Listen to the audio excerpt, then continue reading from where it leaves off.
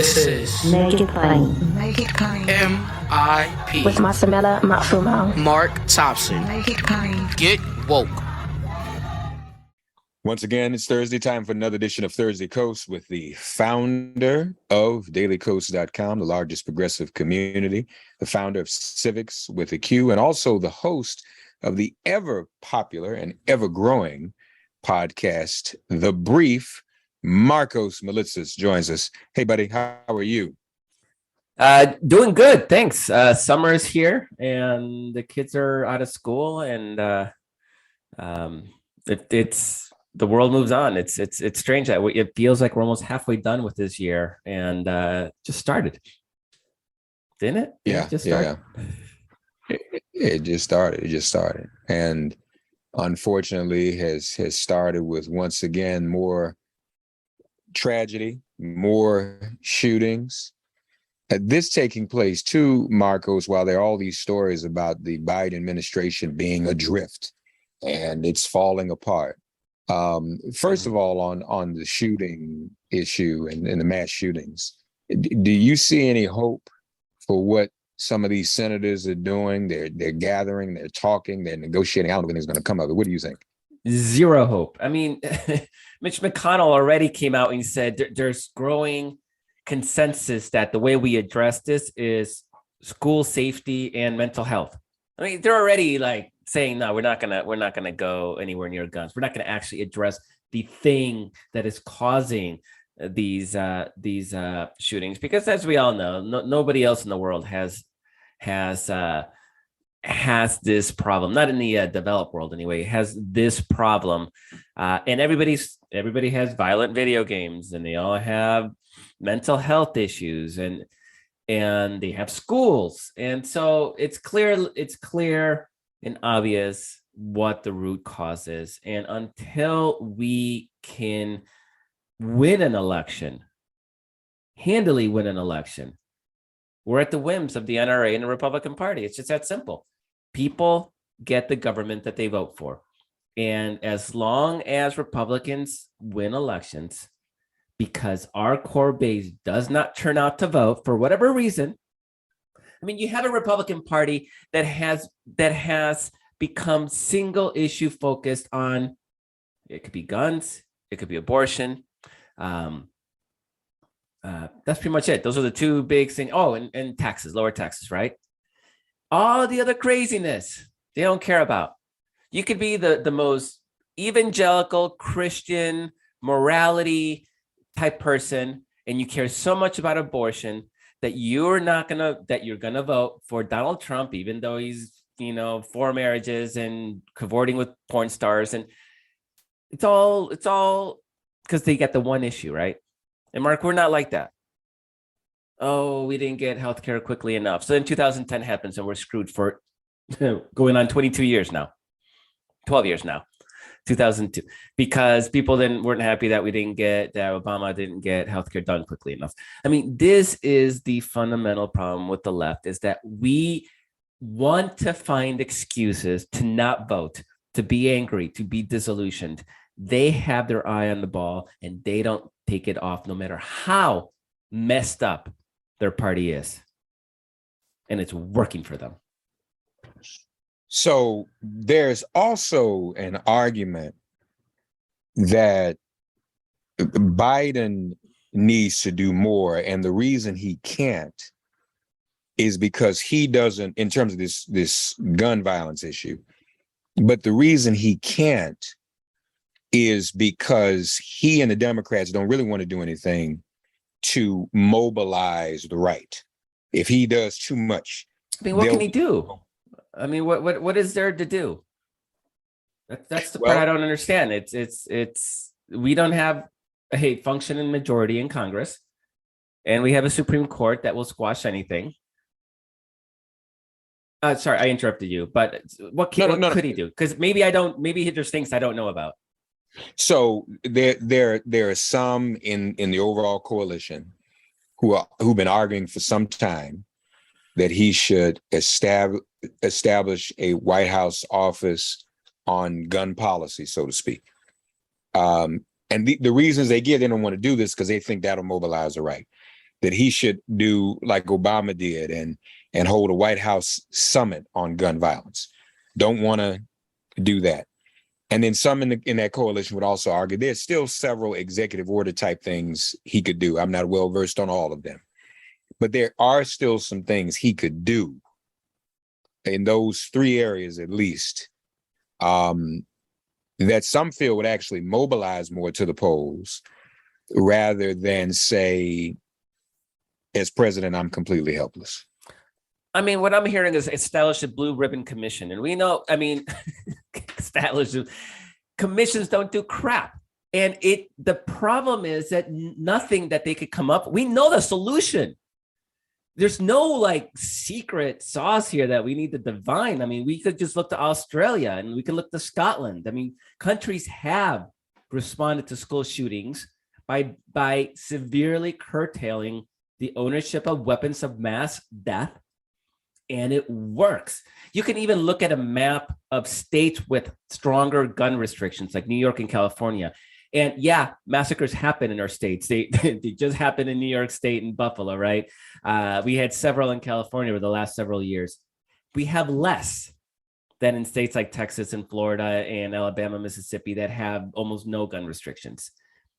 Gun restrictions work. So a commission does nothing if we don't have the legislative majorities, right? So then there's the question, and this is where maybe you're getting at, would having a commission turn out more of our vote? I would argue no, because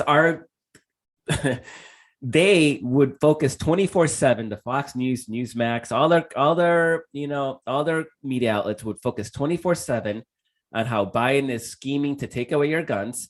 And we have nothing on our side to counter that. So this commission would get what? A 50-word blurb on CNN.com? That would be it. Nobody, I mean, Mark, people don't know what's going on, much less a commission. What we need to do, and now I would argue Biden can make the case, and we'll see how that case evolves, in abortion and gun control and all these other issues, voting rights, that there's going to be a case that needs to be made electorally to get our people out to the polls. He should say that. He can say that. I mean, what you do is you micro-target, right? I mean, you run ads in Democratic areas or Democratic strongholds in swing states saying, are you tired of this gun stuff? This is the way to do it. But you target it towards, this is what the right has done forever. I mean, we're in an anomalous place where they can't keep their mouth shut anymore. But for decades, they had their dog whistle politics, right? They messaged their extreme agenda specifically targeted to their people so that the general public didn't hear it. I mean, we can do that. There's nothing stopping us from doing it. But a White House commission that literally has no power to do anything because of Congress and the Supreme Court doesn't to me would just be, I don't know, it would maybe make somebody feel good, but it's not actually accomplishing anything. What we need to do is we need to win the election. We need to hold the House. We need a Manchin and Sinema-proof Senate. So we need 53 seats. And we need to be, or 52 actually can do it. And then we can talk about expanding the court, because this court, it's broken. This court is not a credible, it's not a valid court. In fairness to those making the case, I just want to be very specific. The demand is to establish a White House Office of Gun Violence Prevention. Right now, it's being run out of this issue is being tackled within the Domestic Policy Council, and it's mixed in with every other important issue. And these are the folks who got the $8 billion, approximately, I think, I may have that figure a little bit off, that is being allocated, that was in the budget to be allocated to on-the-ground violence intervention groups, community groups, very important.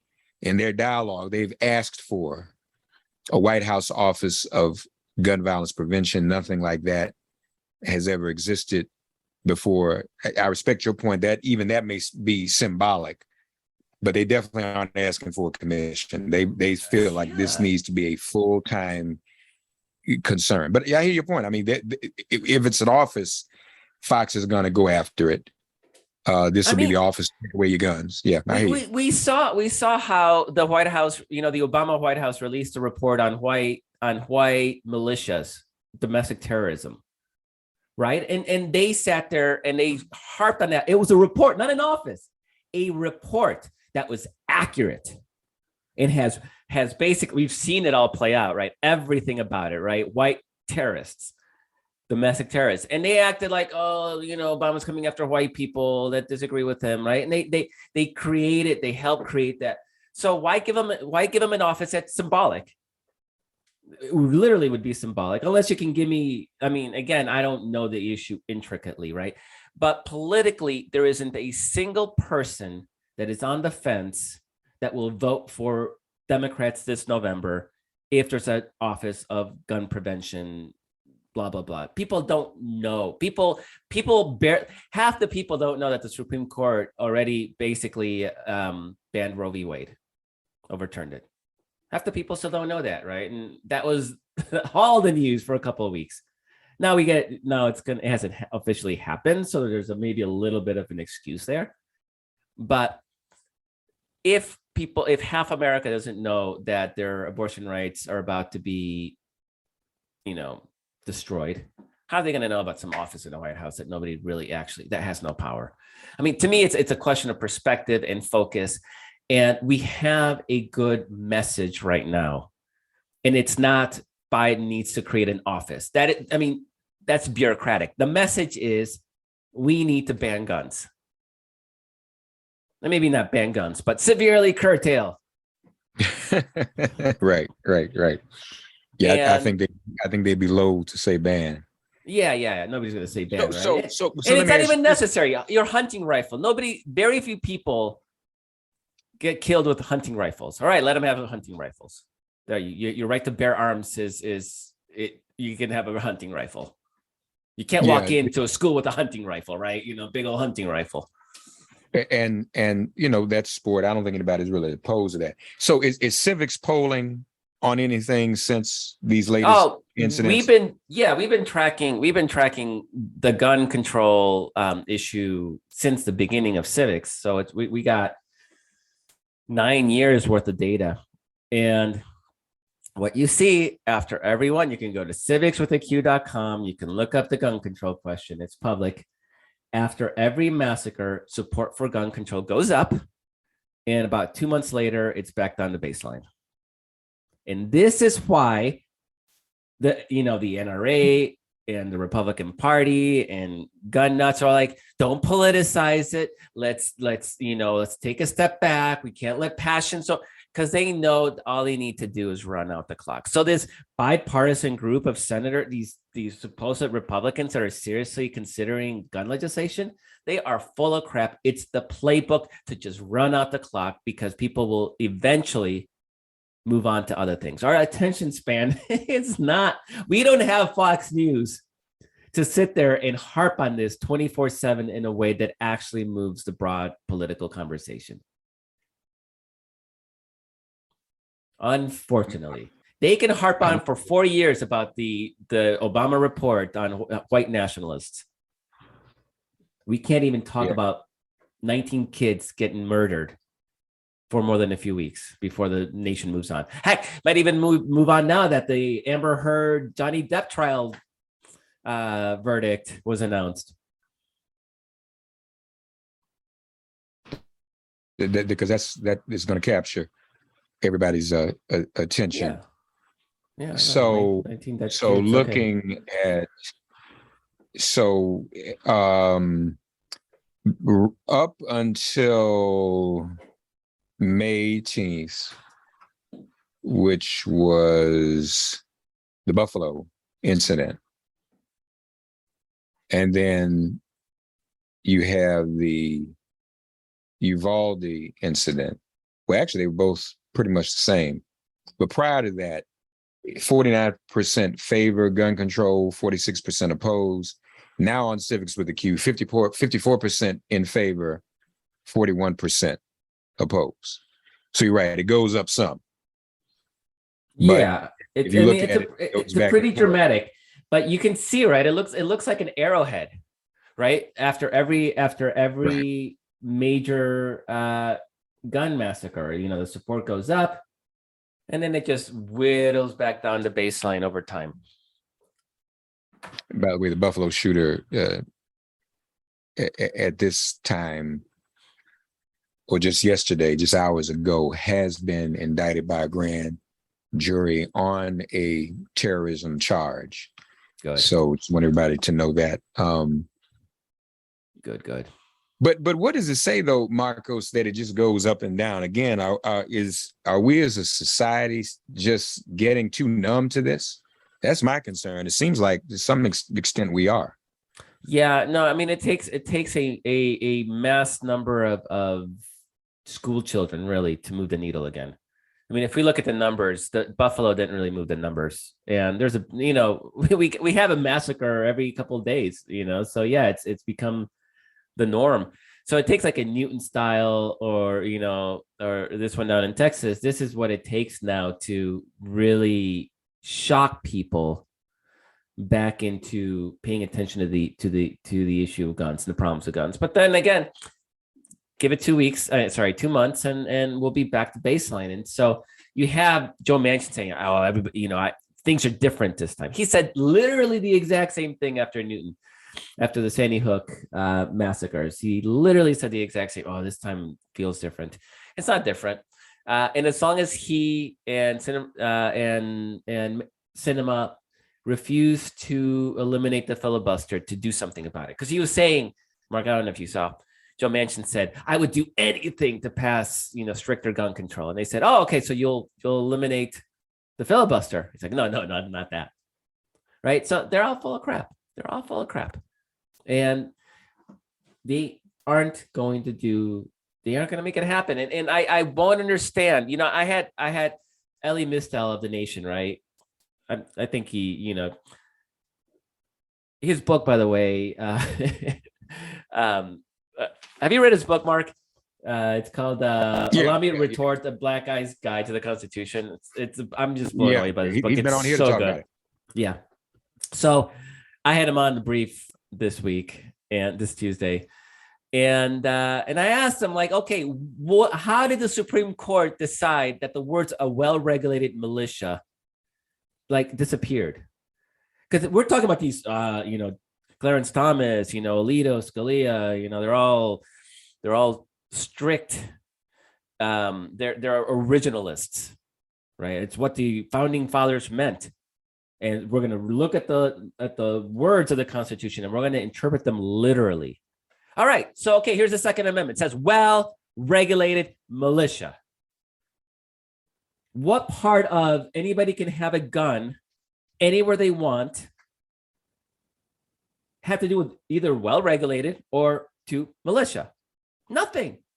And he's like, they didn't even bother trying to explain that. They didn't even bother.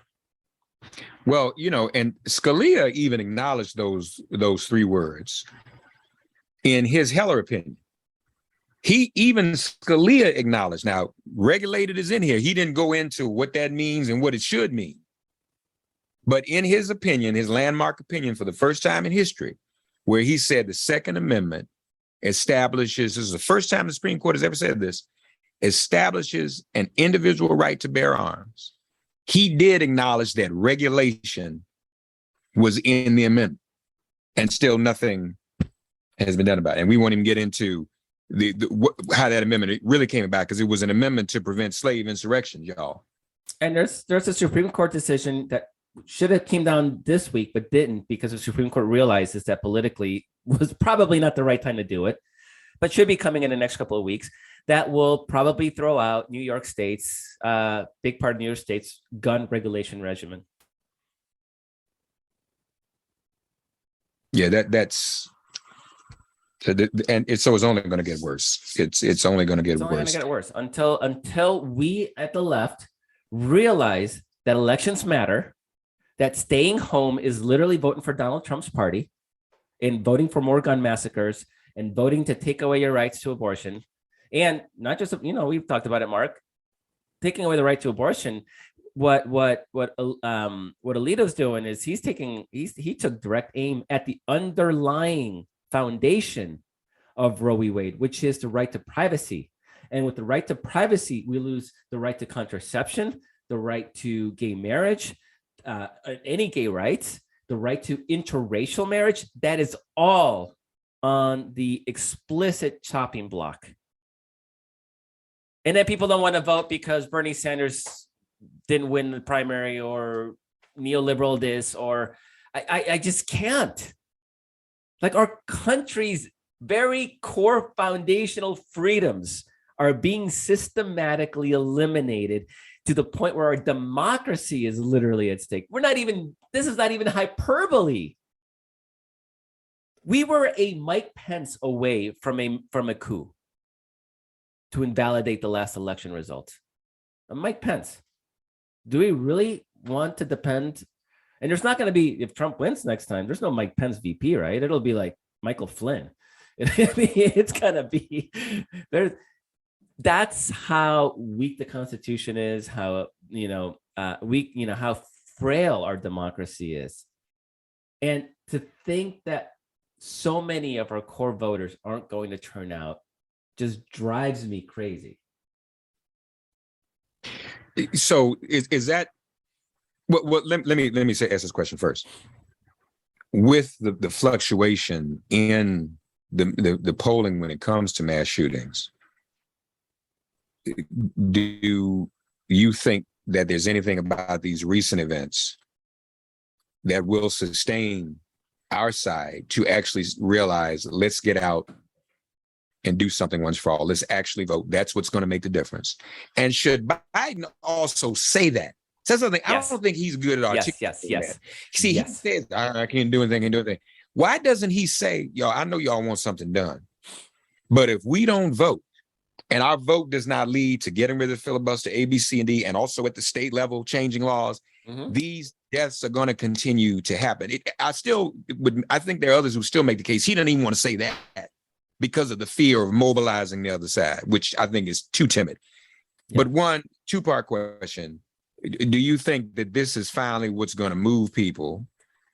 These events, you say you don't want women, you want to protect babies that are in the womb, but you don't want to protect babies in school. Okay.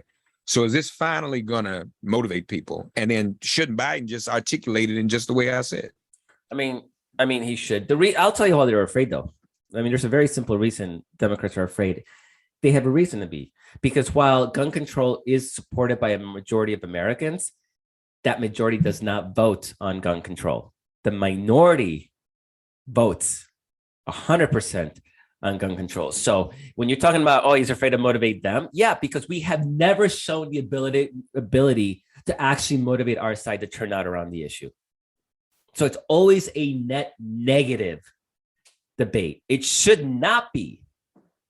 Ideally, it wouldn't be. But until we can prove the ability to turn out people to vote on the gun issue, it becomes, you're going to mobilize them. And then our people are going to be complaining that Joe Biden didn't pass Build Back Better, whatever the complaint of the day is, right? There's always something people are going to complain about. And so that's sort of the challenge. And so it's like an abused puppy, right? Like, you raise your hand and they're going to flinch because that's all they know.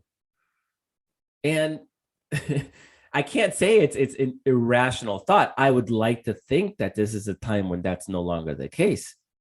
Is that I don't know, though. I mean, so that's the risk. Now, what I do think, Mark, is you got to talk about it. You got to talk about it, right? You got to mobilize for people, because in the end, the basic math is there are more of us than there are of them.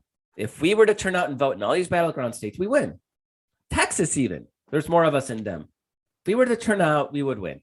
And so we have to start building that unified case about why we have to vote Republicans out.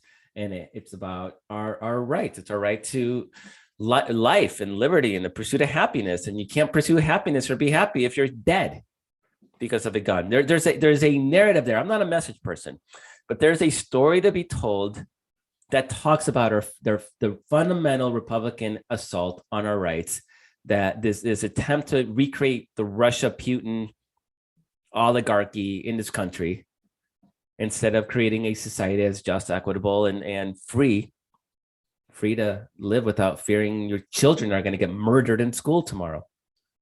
Freaking terrifying. There's a case there, and Republicans are really good at appealing to fear. What bigger fear is there than your children dying? Like, can we step away? And this is, Mark, this is why the idea of a White House commission on gun, that's why it infuriates me, because it's the liberal thought that, oh, we're going to intellectualize this. We can't intellectualize this. It's us saying they are baby murderers, just like they accuse us of being baby murderers. We accuse them of being baby murderers. I mean, that's what I want to feel. And again, I'm not a message person. I don't know the exact words, right? But there's a way to build revulsion and anger as a way to motivate people to say, yeah, enough. And it's not a White House commission. It's not that. I promise you it's not that. I hear you. All right. Before we go, latest on Ukraine. More military equipment is arriving. It's helping, right? The situation in Ukraine is pretty much stalemate. And most of the fight is being done on the eastern Donbas front, which is where Russia carved out a slice of separatist territory back in 2014. And what we know is that Russia can't push out of its supply lines, right? So it's just, they're basically still just 15, 20 miles from territory they held prior to the war, and they're stuck. Now, the thing is that every day, because of these massive artillery battles, Ukraine's losing. President Zelensky just said yesterday that Ukraine is losing about 180 to 100 men a day, with another 500 injured every single day on this fight, just on the Ukrainian side. By all indications, it's even worse for the Russian side. And so a lot of people are dying for a war in which Russia is advancing about half a mile a day. So Ukraine's strategy has been to contest every inch of territory, to bleed Russia dry, but that comes at a horrific cost to Ukraine itself. So they've been asking for more weaponry. Heavy artillery has come in, which has dramatically changed the equation already. Now we're going to have MLRS coming in, multiple, which is rocket artillery. And Mark, I know rocket artillery better than most because that was my job in the Army. So when we're talking about rocket artillery, this is what I did for 3 years when I was in the Army. And so that's going to start to come in, but the training is going to take 3 weeks. We're not going to see it in action for at least another month, likely closer to 2 months. But once that is in theater, that's when everybody hopes that Ukraine can start actually looking to retake lost territory. It's long range, it's devastatingly effective, and it outranges almost anything that Russia has other than its Air Force, and its Air Force it's a paper tiger. So, but I think the whole bottom line to everything I just said is that for the next at least 2 months, it's going to be a bloody stalemate with horrific losses on both sides. And for Ukraine, I think they're okay with that. They just need to run out the clock till all this equipment comes in and they train up their reservists. Yeah. Also, and thank you for that update. 20-year anniversary. Oh yeah, Daily Kos, right? Happy Holy anniversary! Crap. Thank you. Damn, Daily Kos is a generation old. It's unbelievable. And that's something. Yeah. Woo. And Mark, I don't feel that old. I don't feel that old. You aren't. You don't look. No, we're not old. We're not old. We are experienced. We are experienced. It's amazing, and I'm always really grateful just to my community and my readers, because the web in general, I don't know if you've noticed, but websites in general are really losing ground to apps, right? To social media. So Facebook, Twitter, these are all appified. Reddit, appified. And in fact, it's doing everything to get people off the website itself, right? The web itself has become a bit of a mess. it's hard to navigate in a way that apps are not hard to navigate. So a lot of my early colleagues, bloggers, writers, their sites either disappeared or they went on, got gigs at other news outlets. And so Daily Kos is one of the very few of those original old school blogs that is still around, and it's still relevant. And, I get 10 million visitors every month, unique visitors a month. And so it's this, our email list has almost 4 million people on it. It's amazing that loyalty in a world where that loyalty is very uncommon. And I don't forget that. And I don't ever stop appreciating the luck and the honor I have to be fighting this fight for the soul of our country with the most amazing people possible. So yeah. And as I say, we're blessed to have you, and we're blessed to have Daily Kos. And more, it's interesting. I still find people every day, like I bump into people every day that say they listen to the show I never knew. But you'd be surprised some of the people who follow Daily Kos regularly. And I just found out that my son's grandfather, my ex-father-in-law, we still keep in touch. He reads Daily Kos every day. Cool. A 76, 77-year-old African-American man. Yeah. He's sending me, I said, he sent me a Daily Kos. So you read Daily Kos? I said, yeah, man, I don't miss it every day. We just never talked about it. So cool. And I know that in the desert of real information, of course, people would. And so glad to know that, folks, if you haven't had the opportunity to invite someone in your family or one of your loved ones to check out Daily Kos, please do. It is, and Marcos never really has liked me to say this, but I still say it. Because he's objective about people getting information from multiple sources. But if you didn't read anything but Daily Kos for a week, you would still be one of the most informed people about what's going on in the world and in the news.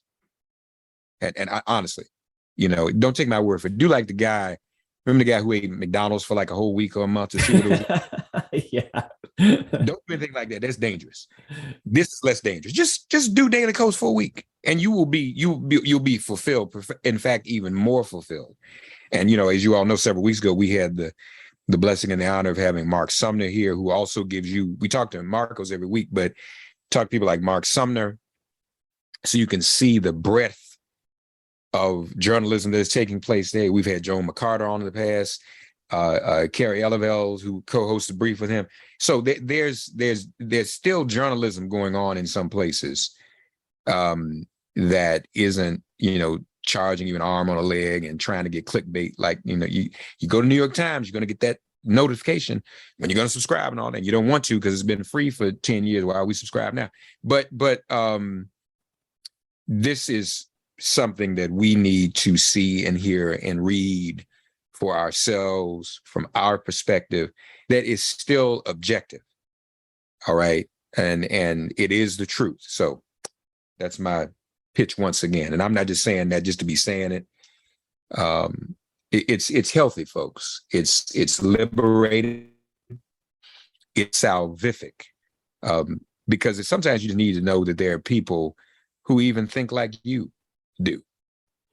Yeah, people will say, Mark, I truly appreciate that from the bottom of my heart. Really love you and everything you're doing. And coming from you, that means a lot to me. People say, oh, aren't you preaching to the choir, right? And one is if preaching to the choir was bad, then there would be no need for churches. It's community, it's kinship, it's culture, it's spiritual rejuvenation, right? It's the same sort of sentiment. It's being with your people, fighting for or believing in the same thing.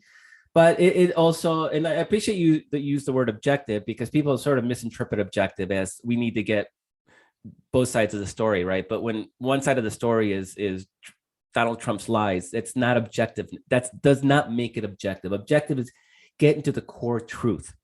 and that is using easily verifiable and transparent sourcing. So we don't use unnamed sources or anything else. Like, no, you know exactly if we can't get somebody to give us their name, then it's useless for us, because our community, our readers need to know exactly what they're reading, and they can then evaluate the credibility of that. And a lot of that, when I cover the Ukraine war, a lot of the information I get comes from Russian sources, and everything's caveated, Ukrainian too. It's just a war zone. Not only people are confused, they get, there's a game of telephone. I heard from this guy who heard from that guy, and this is, I think, what happened. And there's also misinformation and disinformation, right? So you got to sort of sift through that. And it's looking at various sources and looking at satellite imagery and looking at videos that are geolocated on a map, and to come up with a picture. It takes a lot of work. It's a lot harder than saying, Mr. Ministry of Defense, Russia, what happened today? And Mr. Ministry of Ukraine, what happened today? And then we're going to write a story, and that's the story, which is what you see in most media outlets, because that's objective. And that's not objective. No, that's getting two bullshit from both sides. No, we'll get to what's objective. We'll dig through. Yeah, and it takes work, and it's not easy, but people do appreciate it. And for those of us who are still real journalists, who studied it, went to school for it, educated, isn't like Margaret's saying, in social media, anybody can be a journalist, just like anybody can be a leader, unfortunately. Anybody, an influencer, there's still real, and for those of you know what I'm talking about, who know what I'm talking about, what real journalism is, that's still going on at the Daily Kos. They're still holding up that bloodstained banner. So check it out, folks, and you will be the better for it. And again, as well as the disclaimer here, Thursday Kos is just the Cliff Notes. It is not a substitute for the action. Remember how we always get the Cliff Notes and we feel guilty to read those big words in the front of it? This is not a substitute, and you would feel so guilty about doing it, but you had to. This is the Cliff Notes, so please check out Daily Kos. Happy anniversary to Marcos, and we're thankful for his insight. He's been here doing this with us for over a decade, so half the time he's been here. So we appreciate the relationship, and we love him too. Thanks so much. All right. Love you. Thursday Kos. Thanks for getting woke and listening to Make It Plain. As always, perform an act of kindness on behalf of an elder or young person. Write a letter to a sister or brother who just so happens to find her or himself incarcerated. Offer libations to the ancestors upon whose sturdy shoulders we all now stand. And above all, give thanks to the God of your understanding by whatever name you call her and him. All God asks of us is that we give each other love. Thanks for giving MIP love. And please remember to subscribe and give us a 5-star rating. If all hearts and minds are clear, it has been made plain.